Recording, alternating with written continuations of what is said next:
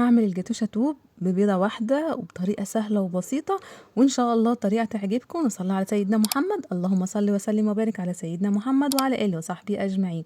نقول بسم الله، والمقادير سهلة وبسيطة، وإن شاء الله طريقة هتبقى ناجحة معاكم.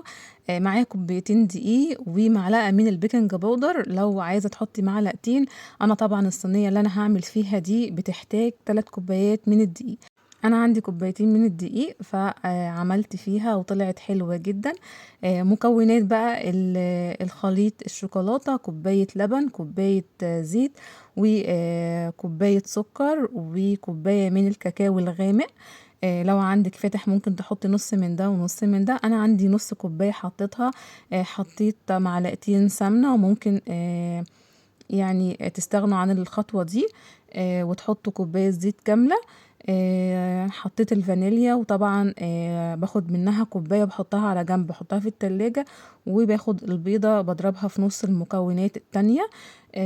معايا الكوبايتين الدقيق، طبعا حطيت عليهم معلقة من البيكنج باودر ومعلقتين او 3 من الكاكاو. هحط بقى في الدقيق 3 معالق من الكاكاو. حطيت 3 معالق من الكاكاو الغامق ومعلقة من الفاتح. بخلط بقى الكاكاو مع الدقيق كويس جدا، وبعد كده بحط عليه الخليط اللي انا حطيت عليه البيضة. بخلط بقى المكونات زي ما انتوا شايفين كده، لازم تكون القوام معايا بالشكل ده. هجيب صينية هدهنها بقى سمنة او زيت، بحط فيها الخليط، وطبعا بكون مسخنة الفرن على درجة حرارة 180 وانا شغالة في الكيكة. بحطها على الرف الاوسط، ما بتقعدش معايا نص ساعة، ولما بتطلع بختبرها بالخل او بطرف السكينة. لو طلعت فيها عجين طبعا بقفل الفرن بالراحة جدا علشان الكيكة ما بتهبطش معايا.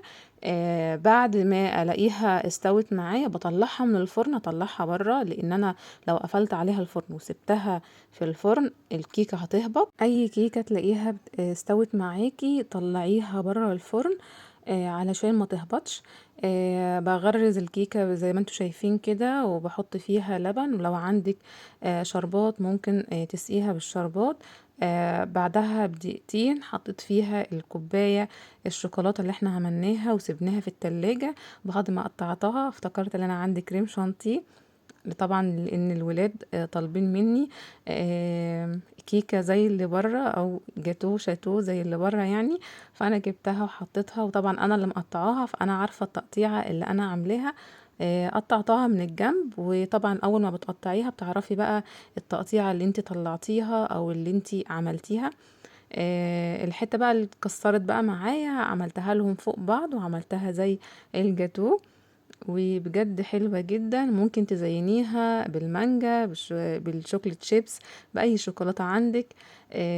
او هي كده شكلها حلو جدا، حطيت عليها ايس كريم من فوق طعمها يجنن وفي منتهى الجمال. جربوا الطريقة دي وبأقل مقادير هتقدري تعملي جاتو شاتو او كيكة بالشوكولاتة.